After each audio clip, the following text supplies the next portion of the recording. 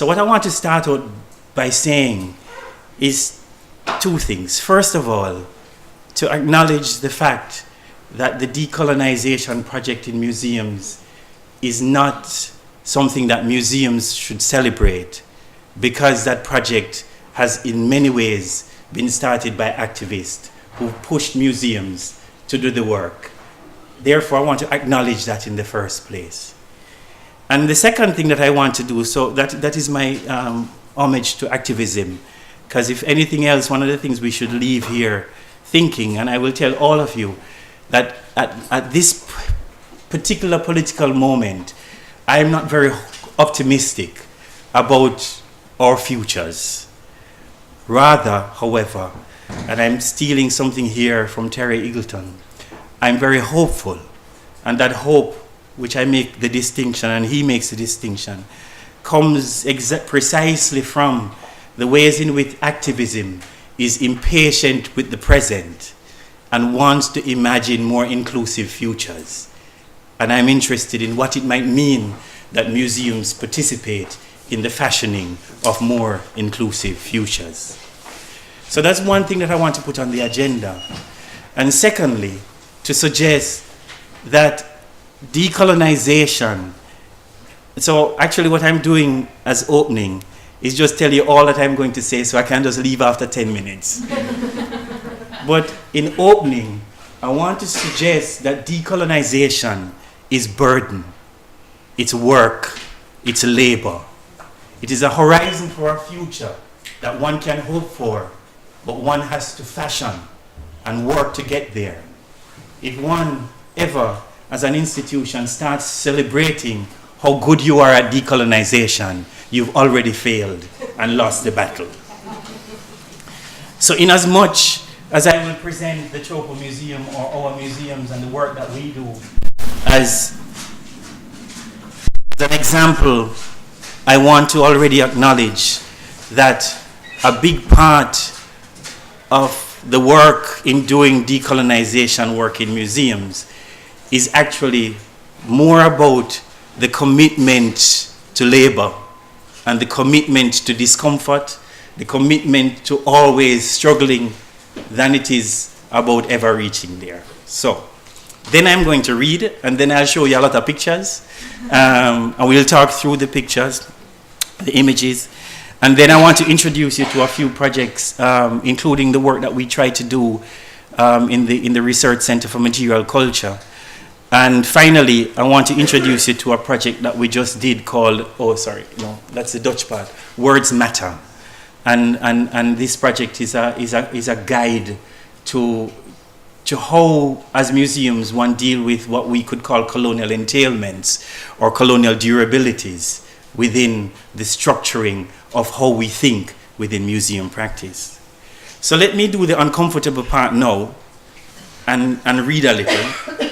And I might, tomorrow is my birthday. So, and because of that, I've also realized that I can't read anymore. My eyes are getting old. So I might have to run for my glasses shortly. So,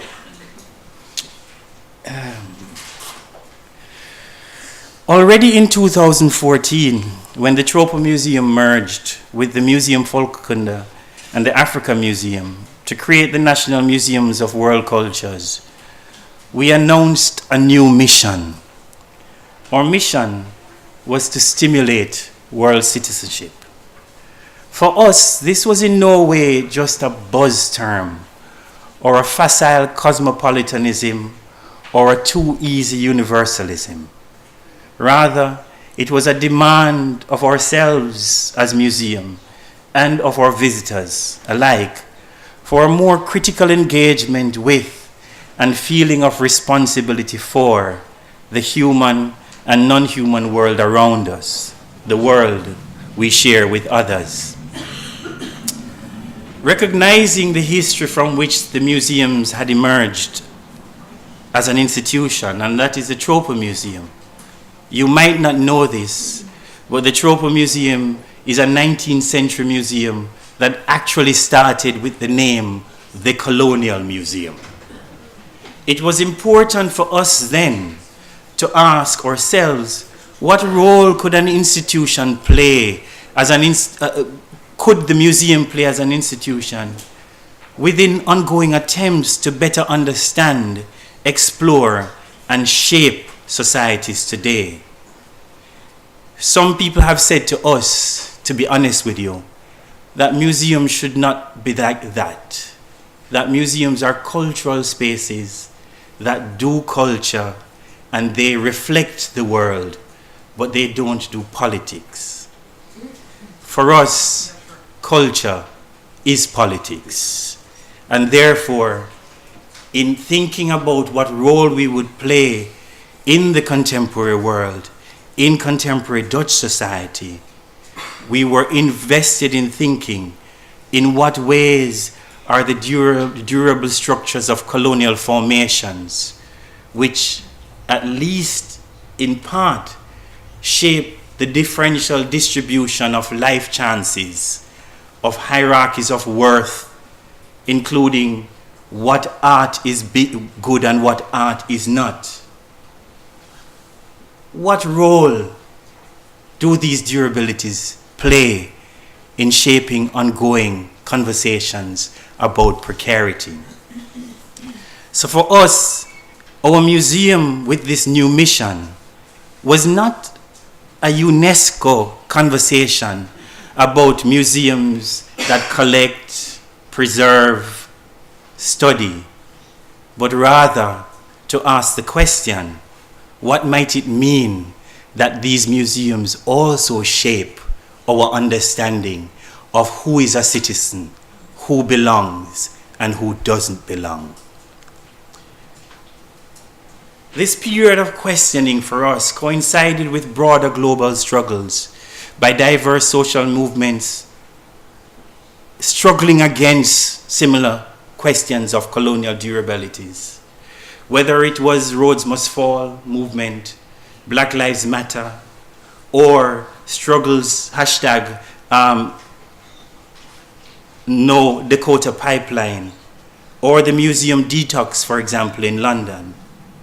All social movements that were local, but also global through social media, concerned with thinking about horizons of justice and future possibilities for different ways to be citizens in the world. Our concern then was to ask the question, what might it mean for a museum to do political work? What are the limits and possibilities of that? I might read a little bit more. I have a longer thing here, but first let me introduce you a little to where I'm coming from. So this is the Tropenmuseum, the building. It was opened in 1927, having been moved from, because the original Tropenmuseum was in Haarlem, called the Colonial Museum. It was the Colonial Museum for a long time, until 1949 actually, when Indonesia, I would say our biggest colony, took its independence, or we gave it to them at that point. They had taken it before, but we didn't accept it, and then we gave it to them in 49. So in that moment, the museum was in crisis. It was struggling to understand then what does it mean to be a colonial museum when you have no colonies, or your biggest one. We still had colonies. So it changed to the Tropical Museum then.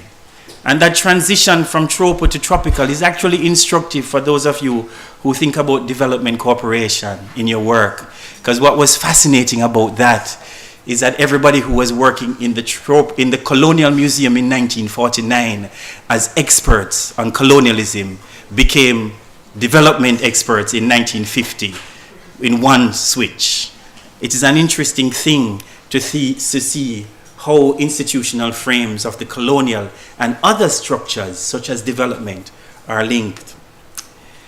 And our second museum, Museum Volkenkunde, is in Leiden, whereas the Tropenmuseum had its genealogy as the Colonial Museum and had always been structured more around the Netherlands and its colonies. The Museum Volkenkunde had a genealogy more closely aligned to the university.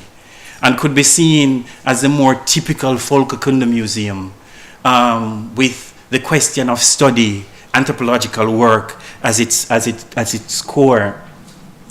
And our third museum, and I always show this picture. This is not the real museum. This is a part of the museum, the outside museum. The Africa Museum was connected to missionaries.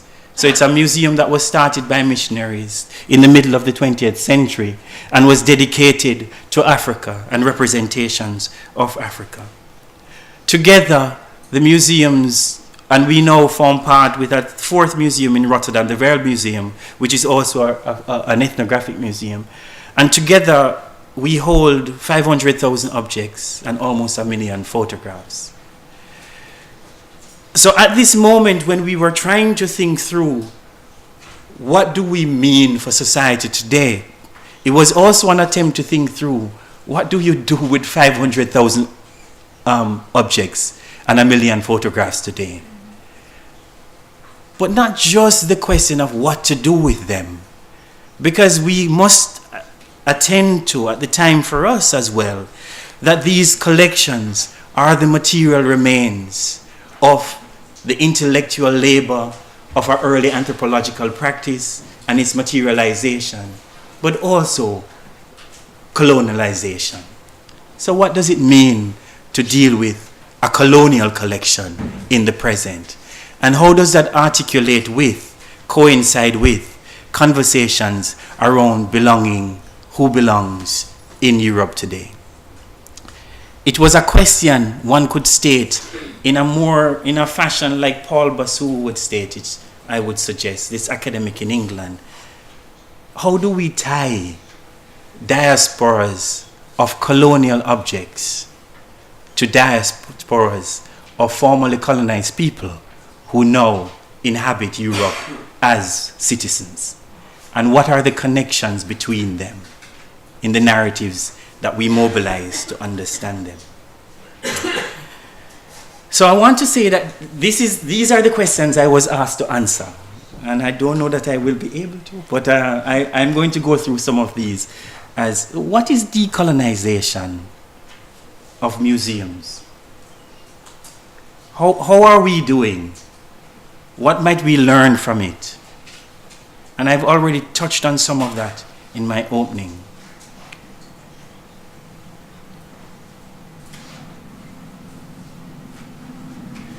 What I want to do now, and forgive me, I always feel like standing. Oh, but all right.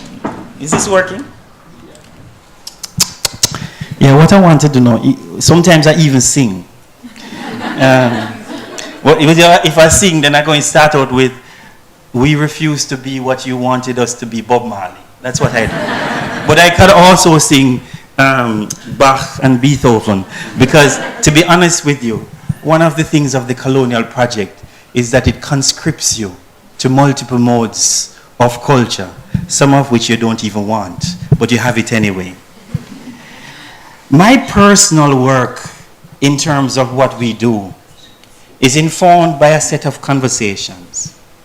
If slavery, we could ask the question if colonialism persists as an issue in the political life, it is not because it is an antiquarian obsession, but because it structures the very way in which we live today.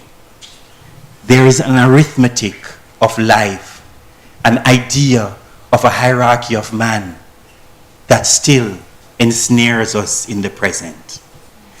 And this is one of my heroes, theoretically. And another one is Ann Stoler, who works on archives, to suggest that our contemporary worlds could never be understood if we do not think through how colonialism continues to hold us in duress. That, for me, animates the particular kind of work that we are interested in within the museum. To ask that question about what it might mean to decolonize. What are the structures of the colonial project that continue to hold us epistemologically, which is very important to the museum, but also hold us as humans that makes the museum have a conversation with those questions. So what I want to do for you today is take you through a few of the exhibition projects that we've done. And I just realized that my slides are a little slanted. It wasn't intended. And to try and just bring you through some of the things that we've been thinking about. We refuse to be what you wanted us to be. We are what we are. That's the way it's going to be. Why I started there is that Bob Marley says, funnily, in one part of that song called Wine Press, he says, building church and universities, deceiving the people continually. Actually, Bob Marley really wanted to say church, museums, and university, but he missed the museum part. But what that frames is an understanding of the institutional technologies that continue to educate us in particular ways, and what that might mean. But I start with Bob Marley for a very different reason. One of the strange things about museums in their projects, and one could go to Bourdieu for this, is how it continues to be an elite practice. Actually, we continue, even in our inclusive register, to try to exclude class, gender. If I say museums are male spaces, would you agree? Fundamentally male. So there are some agreement. I noticed that no men agreed, but that's all right. No, it is interesting.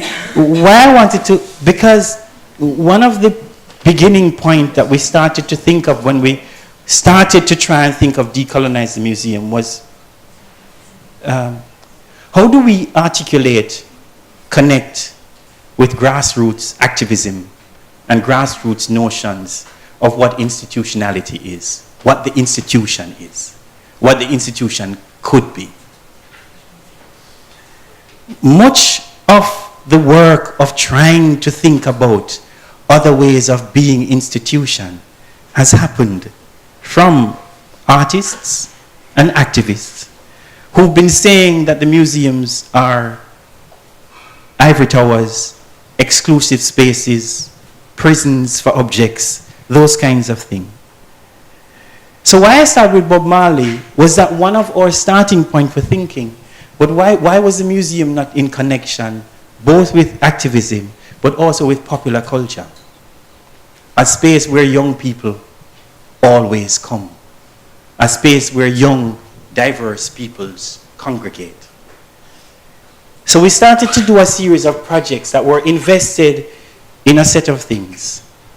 We want to ensure that our museums' openings, our museums' events are no longer only about 55-year-old women coming. White. Thank you. Somebody just pointed that out. And that was a hard thing, because in any museum's thinking, the idea of museum marketing is actually to market to those who you can get most easy. And a part of museums marketing is not about radical change. It's about a practice of government in museums that just gets as many people as possible. The more people you can get in, the better. And that's not only the museum's fault. To be honest with you, one of the things I want to leave here suggesting is that we should move away from the fact of thinking that museum people aren't committed to change as well, right? Governments are also complicit in how they give funding, how much money you need to get for the museum, how much visitors you need to get. So one of the big decisions that we made in starting, when we started the merger in 2014, was to decide that we were not so much interested anymore in increasing our numbers. We were interested in the diversity of the peoples who come. We had already been doing well with the Tropenmuseum having 200,000 visitors, and Museum Volkenkunde having too much, 175,000, and Africa Museum having 60,000. For us, that was okay. What we were interested in is to see how do we see young, diverse people coming to our institutions. So that first step in a project, not necessarily of thinking decolonization, but thinking through inclusion and inclusive practice, was to ask the question for us, what is the citizenry? Who is out there that we want to connect with? Amsterdam, where the Tropenmuseum is located, actually is what we call theoretically a minority-majority city. We don't know who is minority anymore and majority. And if you were to think of who is the Amsterdamer, it probably would be a woman of Moroccan descent who was 55. What does it mean that those people were never coming to the museum when I started in 2010?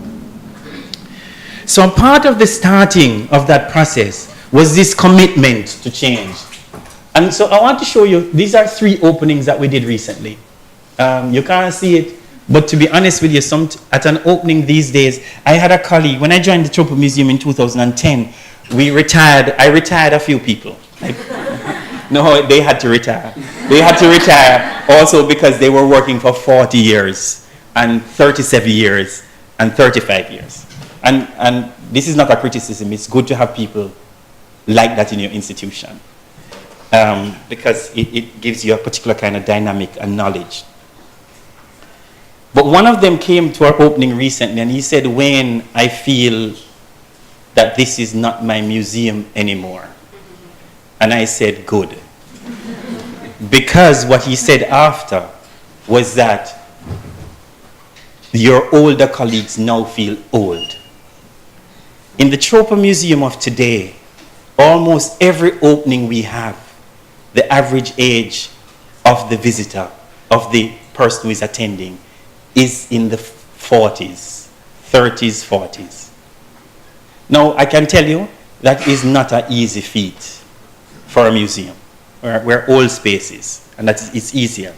And I can't tell you that it is a sustainable project yet. I won't say that we want to celebrate, but what I want to suggest is that we're on a way of creating a methodology for it happening.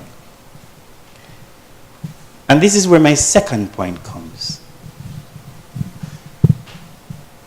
Inclusion and diversity as fashionable work is always about trying to pull people in as symbolic politics. So what you do is you ask the question, wow, did you see how many black people were in the room? Or, whoa, did you see how many people had veils in the room? But you don't ask yourself as a museum, what do you do internally to ensure that the microaggression that happens at your, your front of house, the anxiety that happens with the security doesn't push the people out? I did a project in the Horniman some time ago. I used to work there. And I can tell you that because museum security are often so comfortable with the demographics that they get, there are 2 kinds of demographics that makes them really uncomfortable. One, teenagers. They always just, oh, they're going to break something, whatever. Yeah.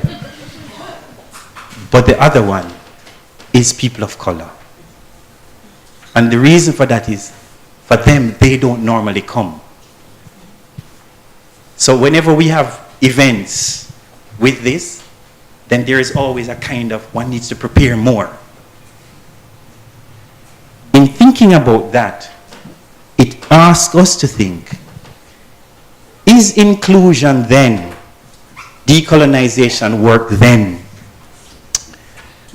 just about the tick box and the numbers? Or is it an attempt to try and suggest that your museum is actually interested in the lives of the people who you want to come? And that is a question that we started to ask.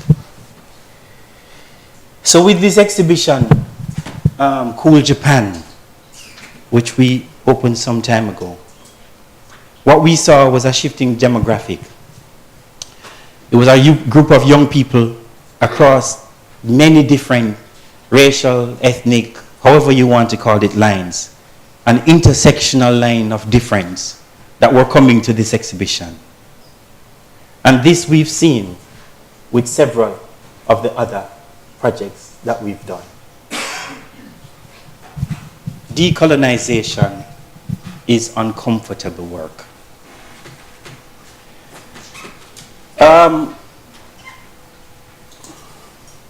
Colonialism is not an easy thing for people to talk about.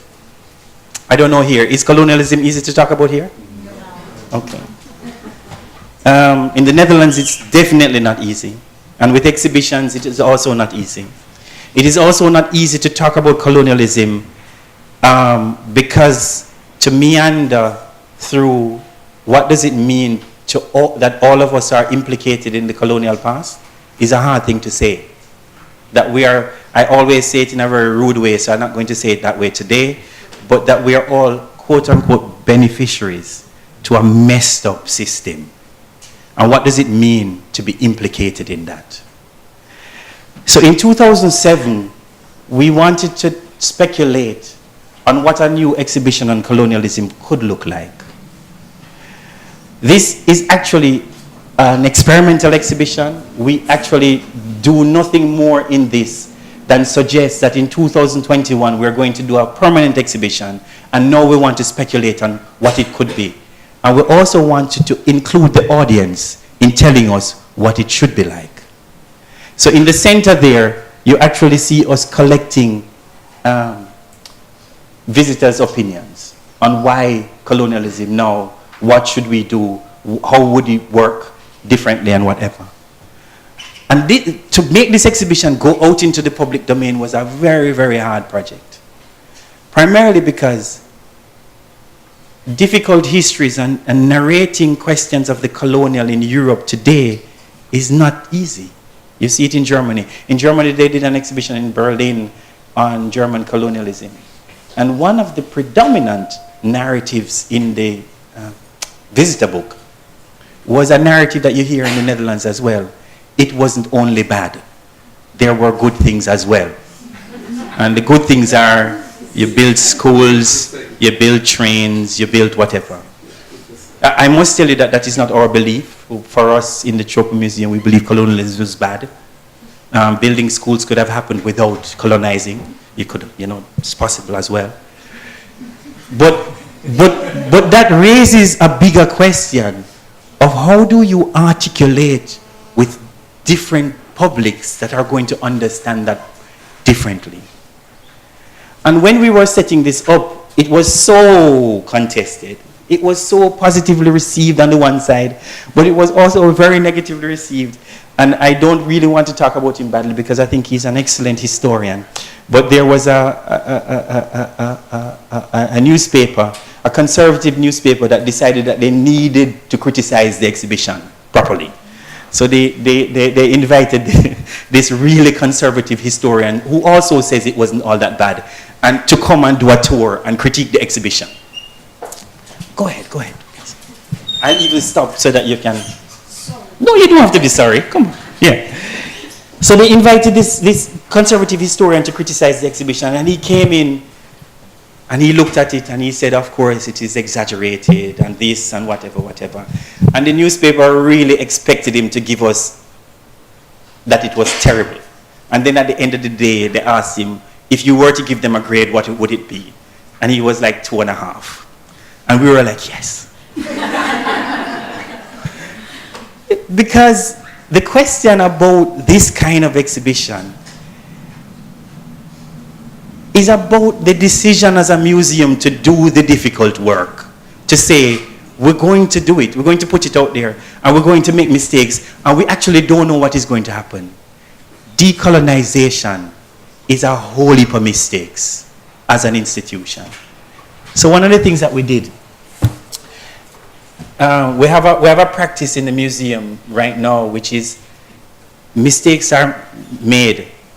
Accept that you're going to make them. But what is important, and this is not my words more than the museum's words, is that if you are committed to the same horizon of justice in the future, then making the mistakes is okay. Because you can quarrel as much as you want over them. You're going to battle over them, but the commitment to a future of equitability is what is your concern, which means that you're both complicit in fashioning that equal future. And so one of our practice was we produced this zine where we invited everybody who worked on the exhibition with us to criticize the process and tell us what we did wrong and how we could do better. Because one of our methodology and motto in the museum is that you shouldn't make the same mistake a second time. But if you're not going to do that, then you need to know what the mistake is. So we have 8 criticisms here, and we'll see what happens after that. Hayden van Slavernij Verleden, The Afterlives of Slavery, contends that the colonial past continued to ensnare us and continue to keep some people more precarious than others. The afterlife of the colonial past is not an antiquariat understanding, but it is present in the discrimination that some citizens feel every day, in the racial profiling of the police, in all of that. And a part of that process, and we are not happy to say this, is that we now do, or a part of this exhibition was also to invite people from the police force to come and talk about the exhibition with us, to say, okay, how do we write about this in the next display?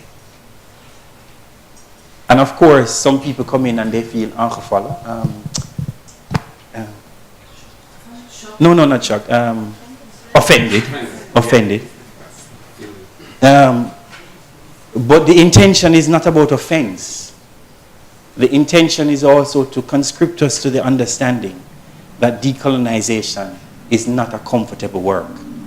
I want to come back to that particular point later, because that's probably one of the hardest. But our work is not only around this. And if you may give me a little bit of pause. This is an exhibition we opened called Things That Matter. And it's an exhibition that engages with, if theoretically, and I was talking to Philippa earlier, one of the things that I find very good in our work is that as a museum we're invested in research, we're invested in theory, and the question is how theory comes to practice. So Things That Matter for us, actually, if you want to make it really hardcore theoretical, is a little bit of heritage studies theory with a little bit of a kind of actor network, new materialism theory going in. So it is heavy material culture studies made visible to our public. And we believe in that kind of investment as well. And I want to just break a little bit here to show you how this works in practice. So a part of the work we do is done through this center. And if you want to subscribe, you can subscribe. But this is the center I head. And this center is the space that basically places on the agenda a lot of the questions that the museum we're struggling with. We're also the space that asks the question, how do you work with activism? Because I must tell you, one of the difficulties working with activism, with activists, is, well, there are many, but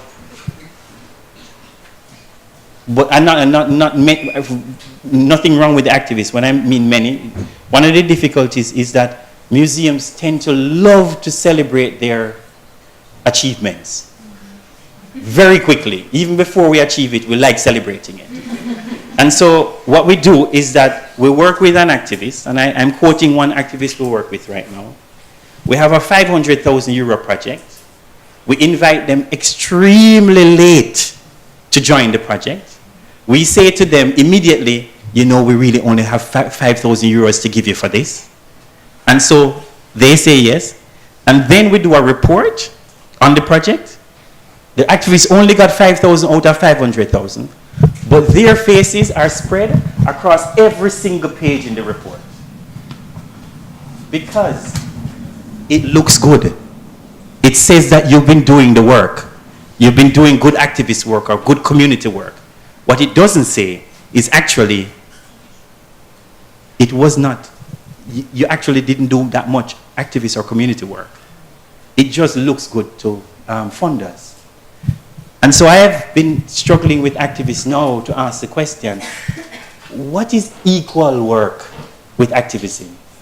How do I work with you as an activist without conscripting you in the negative visions that people have of my museum? What is my responsibility to you as an activist when I am an institution that has an annual budget of so many millions and you as an activist is struggling for funding? What is my responsibility to that? And so in asking that question, there is a thing in this here where we talk about it. But a part of that is to develop new methodologies for future practice. And so in the Research Center for Material Culture, that is what we do. Genealogies of Black Critique. For those of you, I'm just going to name it, many of you might know. In this conversation, we ask question, what does Frantz Fanon, Aimé Césaire, Glissant, Stuart Hall, all of these thinkers who were from formerly colonized countries, how do they help us to understand differently ideas of humanity, ideas of citizenship, ideas of belonging, and how does that help the museum to work differently? We ask questions of, is it even possible to talk about colonized agency when we talk about looting of colonial objects? But we also ask the question, when you use terms like diversity, decolonization, what exactly do you mean? Integration. In the Netherlands, we have a strange concept. I don't know if you have it here. How do you describe migrants here? Is there a way of describing migrants? In policy terms. So we have a term where we say people of diversity background. I don't know, people of diversity background, I really can't understand what that is saying. We have a term which says people of migration background, people of diversity background, but we also have talk about people's roots and those kind of things. These kind of policy concepts are concepts we use in the museum. And so we ask questions in the research center, what is the conceptual way in which you even describe people? Because you could also just simply call them citizens. And why is it that no matter how much of a citizen the person is, because they're a person of color, they are always of something else? So we ask these questions to try and ask, what might it mean? But I don't want you to dance too much. Because one of the things that we also know is that to do work, to do equality work, all right, let me say it another way. When I asked museums are male spaces, many people jumped up. But one of the things that the Netherlands has done really well, and not well enough yet, but really well, is to ensure that the museum field right now is one where there is equality with men and women, even though not enough women are at the top, but in terms of who works in the museum. The only way, the difficulty with doing inclusion work is that if you can't name exclusion, you don't know how to tackle it. And the problem with that is that naming exclusion is always a reductive practice. So what do you do with that bind? We have an idea, but we can talk about that later. So I just want to show you a few of our events, just to show you that for us, decolonization is more. So we need new terms, contested categories of citizenship and belonging, and I'll talk a little bit about this later on because it's the same thing but going in a different way. And then we do, and I was criticized in the newspaper recently that the Research Center for Material Culture is only doing a lot of theoretical things, and it should be more practical. However, our work is to ask, for those of you who are into activism and scholarship, is to ask what does it mean to think intersectionality in a museum context? How can we do questions of gender, sexuality in a museum context, and what might that mean? And so we talk about questions of coalition, solidarity, and how we can think of fashioning solidarity in a Europe that is becoming more polarized, and what is the relationship to museums practice. But we also do absolutely boring things, like ask, it's a little bit slow,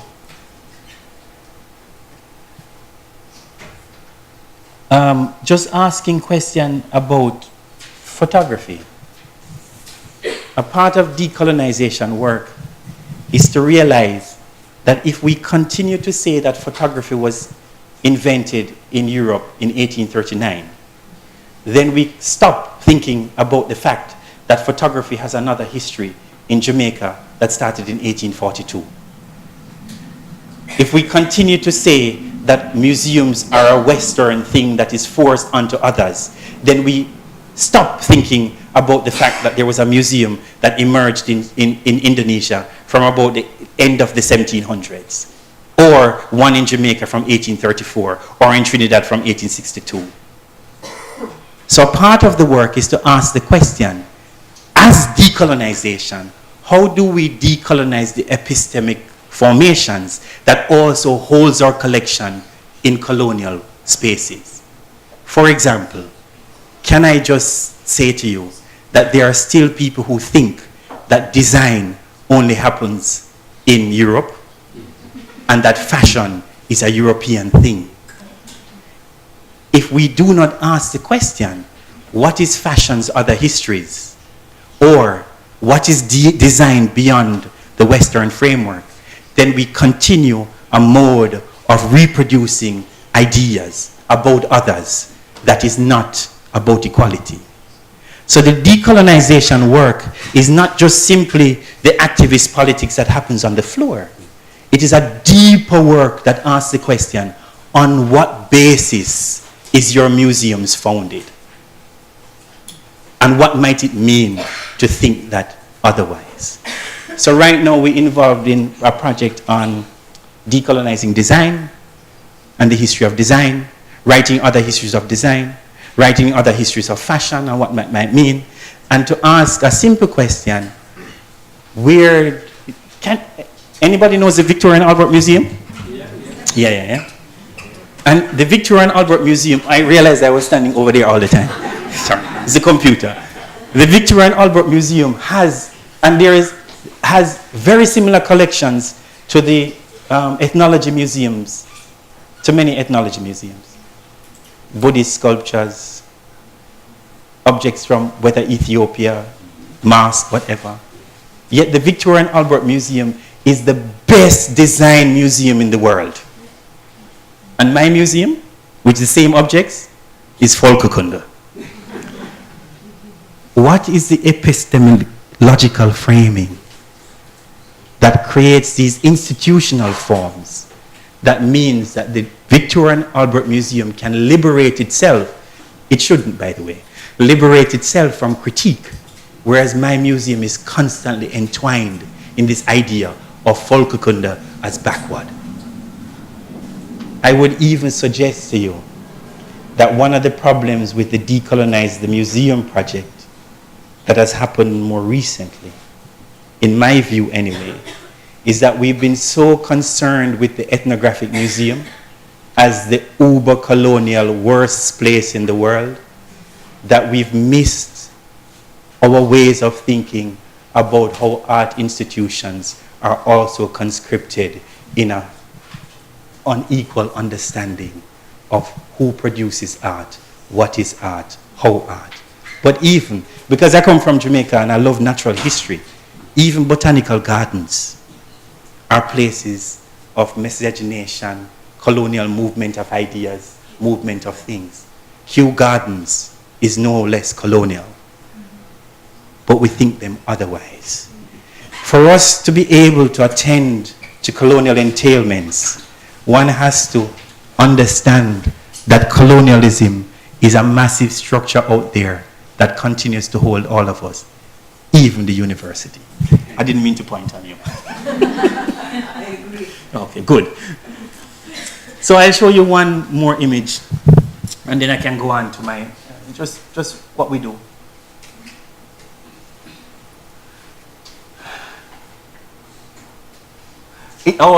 In body politics, that was our questions on, but we had a really lovely event on single women in Asia, on questions of feminisms in Asia. And one of the nice parts of that project is that the first day was heavy academic, absolutely boring. And the second day, we had a sound system in the museum. And the reason was that a lot of queer politics is a politics of the body, a politics of movement. So that was also a part of what we were trying to think through.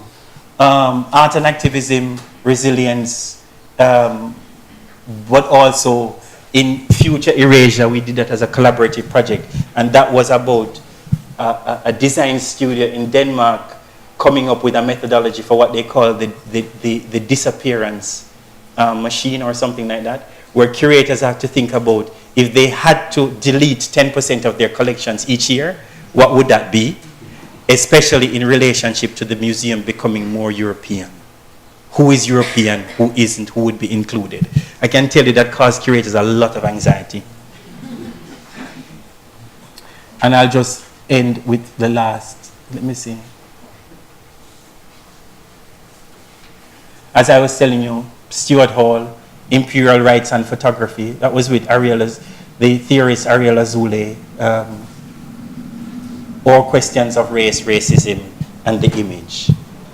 Many people think that these kinds of projects are not for the museum.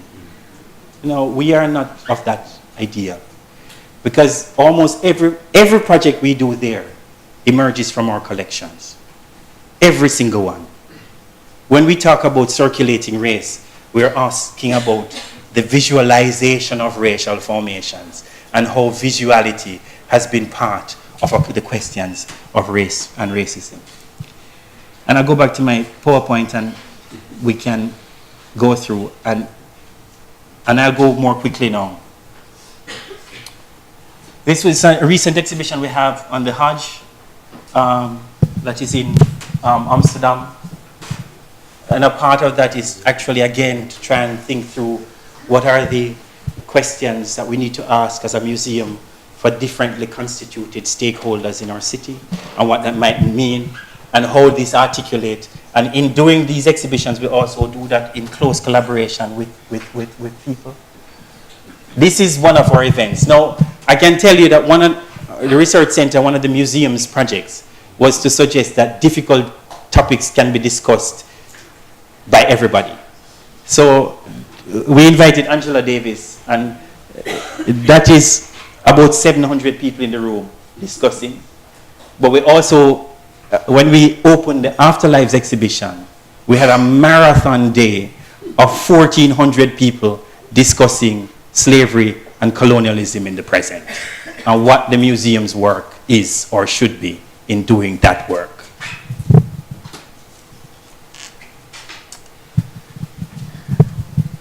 I'm making a transition here now to quickly to say, yeah, it's fine? Oh, I'm fine. Quickly, to speak a little bit about that if the mission was to be more relevant, to take on contemporary discussions in society, not to hide from it, we were not necessarily prepared for it either.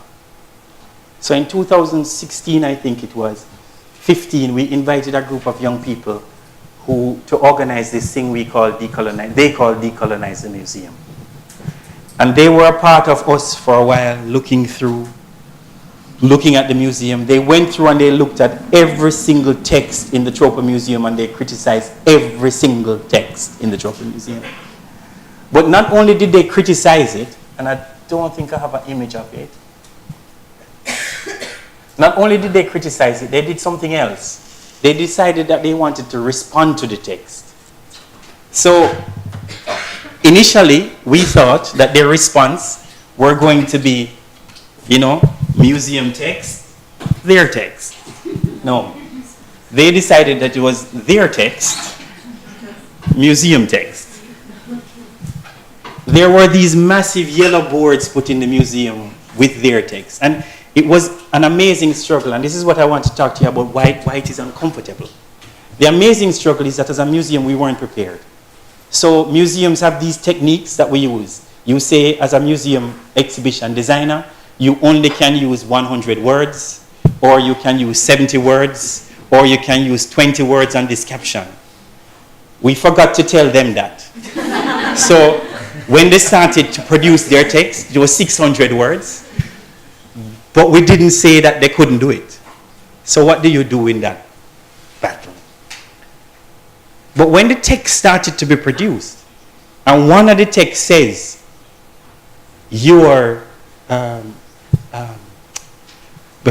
security have been racist to me, what do you do as a museum? How do you deal with that? Or your museum is ableist, does not address disabilities, or people with disabilities, or disabled people. What do you do with that? But then, in the end, we decide to put up the text as is, without conversation, but without any, what you call that word, censorship. But it also meant that we had to prepare ourselves internally. So I had to go and talk to the front of house staff to say, this is a criticism that was made of us. We have to acknowledge this criticism. That wasn't easy. What was even worse was then, and I'm old when I say this now, when they decided that they were going to do the decolonization project conference on Twitter. And we were not ready for that. And so one of our immediate idea was that we were going to, when they tweeted something, we were going to explain it. But this, but that. This is about a practice of realizing that your museum is a space that does bad things as well. Accepting that your university is a space of violence, of exclusion, of epistemic violence, and that your museum is also like that. And that if you're going to accept that, and you're going to be committed to change, then you have to accept that this criticism is going to come. So let us not retweet and say, but we are good as well. Because in principle, sometimes we haven't been good. And we have to accept that. There is a tendency to be averse to discomfort, to think that decolonization is going to be easy, that it should be kind to you and you should be whatever. And one of the things that I think that we are trying to learn, and always trying to learn, is the fact that, and I don't think I'm exaggerated, but that if you think so, that's fine. Really, it is. The fact that the conditions in which our societies place precarious people is already violent. So to think that it should be done nice to you is not to address what the situation is to avert it. I give you an example. I was giving a talk at the British Museum recently. And it was actually, a part of the talk was quite theoretical, and I was quoting two articles that I had written. One which was about the anxious politics.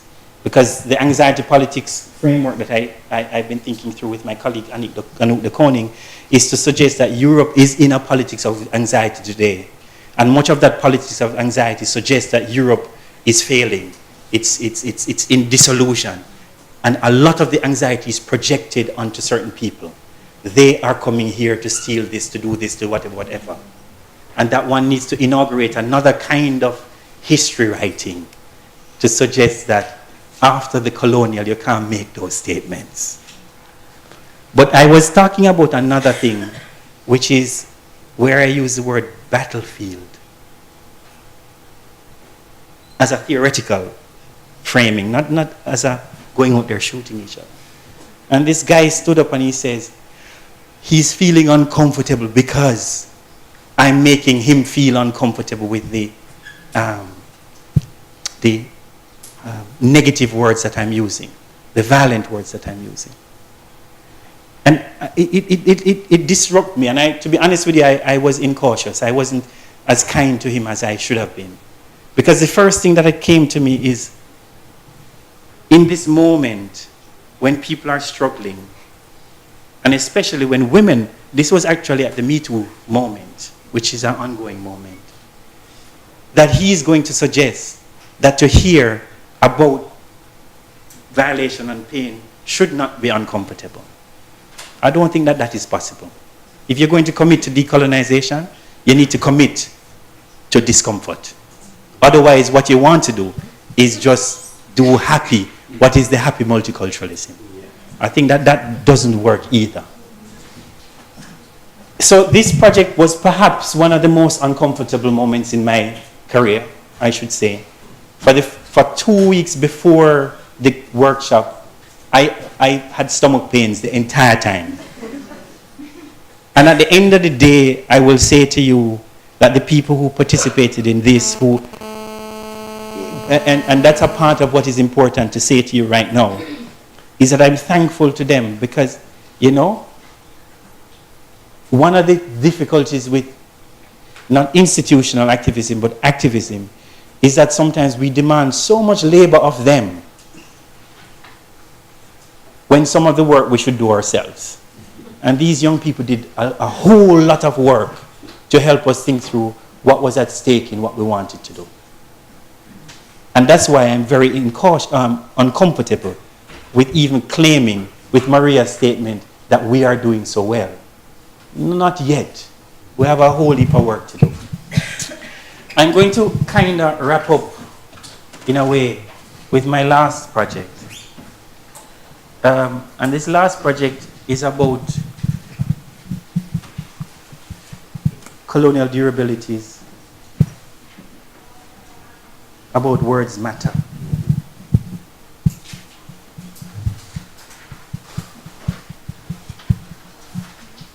In the Netherlands, and you might have it here, I'm going to do something. We have a practice where we say, hi, hello. Where do you come from? From Portugal. From Portugal? Yes. And then I would see, if you were a person of color, I would say, nay, where do you really come from? And it would be very uncomfortable. Yeah. But there is something about my coming from somewhere else, no matter what happened. So even if I were to show my passport, it must be that I come from somewhere else. It is fundamentally tied to an understanding of Europe that is white. And that a genealogy must come from... And for somebody from the Caribbean, it is even more complex. Not because more complex, not meaning it is worse or better, just complex because you have this, where do you come from? Okay, I say, I come from London because that's where I was coming from before I came here. No, where do you really come from? Okay, I come from Jamaica. And then the next question is, but you kind of look Ghanaian to me. So there is an attempt to always displace you somewhere else, which on the one hand, I'm not claiming any kind of shame or distancing from that. What I'm asking about is this impossibility of being European that is framed onto me. And that impossibility is something that is tied to the very construction of how we understand our political moment today. In my own theoretical work, I would suggest, after the colonial, that question is two things: useless, but also it is not innocent. Because people always say, but I'm curious. I'm curious for, yeah, curiosity is good. I mean, that is the basis of intellectual work. But in the political dynamic that we're in now, curiosity has other things attached to it, and we need to be cautious.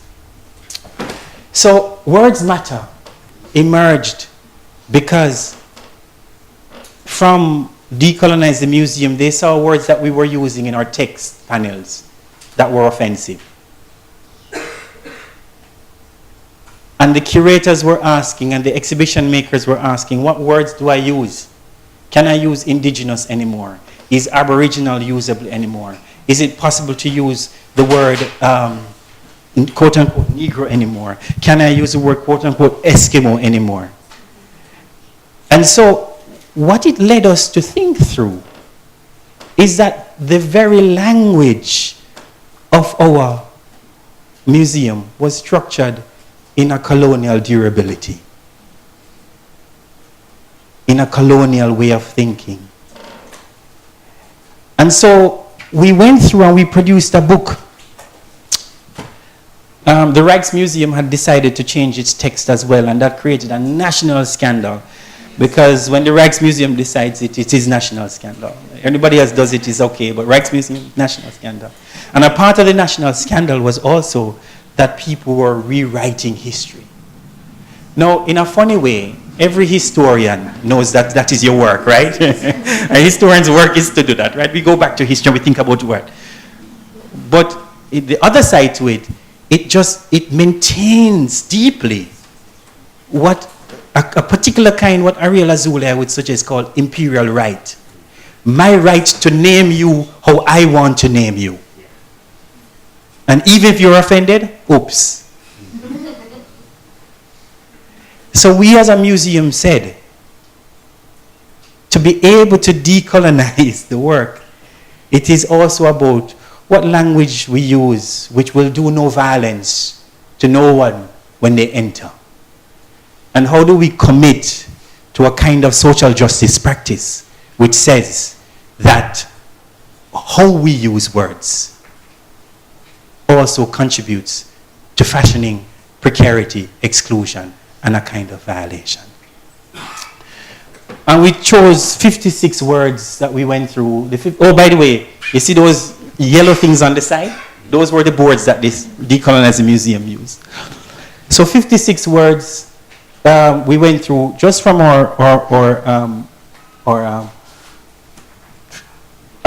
but in addition to the 56 words, we also invited curators to write about particular issues that they were struggling with.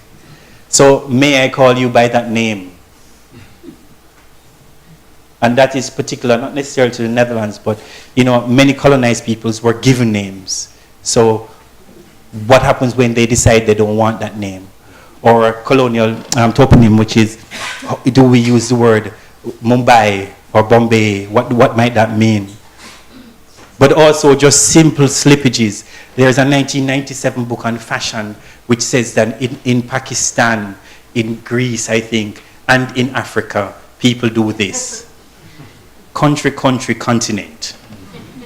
Africa is not a country. So those slippages that comes as part of our work, or the use of the neger in art. But also a set of, can we use the word disabled or handicapped anymore? What does it mean to use museum labels that reinscribe tribal forms? And what happens when your catalog of 500,000 words have these words in it? How do you operate as a museum? These were some of the words that we used. So, and we chose a text from one museum which says, when Columbus discovered the Americas. Yeah, a word we don't use anymore.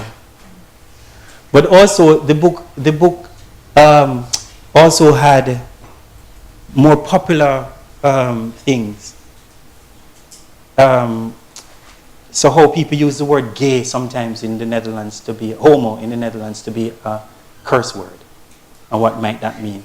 Or our use of the word allochtone to describe migrants, allochtone, which is now, they don't use it anymore in Amsterdam. So we went through and we thought through them. And we published this book. And when it was published, one of the most, there are a few words that were very controversial. And I just give you one. And the word was controversial because people were asking, literally asking, the N-word, Negro. Why can't I use that anymore? And they said things like, my black friend doesn't mind. My one black friend doesn't mind. But a part of the controversy around this word was this thing of rewriting history and impossibility with giving up language that might be hurtful. But it was also this thing that if you decide to change a word, you're deciding to change history. And one of the interesting things that we've never really thought about in the Dutch context is that in the genealogy of particular kind of racial formations, in the Netherlands, we had, scientifically, we had the Mongolian race, we had the Mongoloids, the Negroids, the Caucasoids, the five of man. And nobody realized that actually they don't use the word Caucasian anymore in the Netherlands at all. It disappeared, whereas in the US more so. But in the Netherlands, they think that if you get rid of the word Negro, it is going to be a violence to language. Words change. Things change. When I went to the Netherlands first, I was trying to learn Dutch. I'm still trying to learn Dutch. And I used to just repeating things people say, and I would speak to my wife and I say to her, yeah, the meisje, which is the girl. And my wife would look at me with her usual wonderful sternness, seriousness, and she says, are you talking about the 25-year-old woman? And I said, okay, yeah. The patterns we get in, that we reproduce. But I close now with this one image. And it is a basic principle that guides our idea of decolonization. It is burdensome. It is laborious. It is uncomfortable. But there is a theorist in the Caribbean, Kamau Brathwaite, committed to creolization theory, that believes in creolization as not stopping at Creole or creolize, but he believes in the ization. Decolonizing the museum, decolonization. Perhaps struggles against that decolonizing movements in the 1960s, anti-colonial movements for independence. But what it is a work in progress, is a commitment that is unending. It is something that we have to continue to do. And if it is one thing, Maria, you invited me here to say, that the project that we've embarked on is a project that suggests that it will never end. Primarily because each horizon is another horizon of discomfort and another work that needs to be done. And that is what requires the commitment. Because as one of my colleagues, David Scott, says, certain histories are irreparable. Their irreparability is not because we can't, whatever, repair them. It's not as a simplistic mobilization of irreparable. But what it says is that it requires continuous work to try and repair historical injustice. And that is what I want to say today with these pages. And the book was given away to all people. Anybody who wanted a book could just have it. And we've been in a process of people criticizing it, and they've done that. They have done it. I'll tell you one secret, because one of the criticisms which came is when they said to me, why isn't the word tropen in the book? I was one of the most, I had to dance so much to try and not answer that one. So, but the idea is that these pages will be filled in by them. They'll send it to us, and we'll produce a new version. And now we're on the beginning of producing a new version. We're correcting all of the errors. Because our motto in thinking collaboration is is a collaboration that conscripts you, makes you complicit. It's actually a positive use of the way we use collaboration to describe complicity in the Second World War. It is making you complicit in fashioning other futures with us.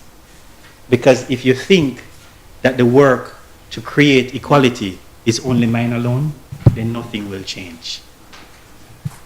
Decolonization is all our work. Thank you.